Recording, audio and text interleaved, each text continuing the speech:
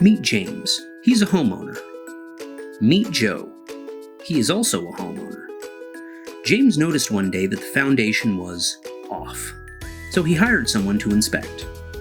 Joe noticed his foundation issue but said to himself, "I'll deal with it tomorrow."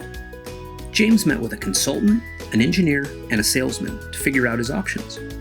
Joe dreamed he was a bird. James met with the foreman during the week and received occasional updates. When the work was finished, James had peace of mind.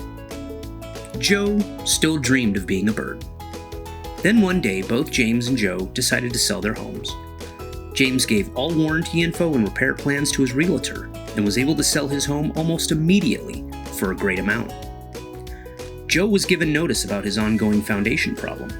Since he put off repairs for so long, Joe was now facing a difficult choice: pay the costly repairs and hope to break even, or take a loss selling the house as is.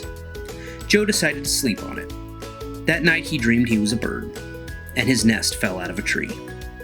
Don't be like Joe. Have you had your foundation inspected?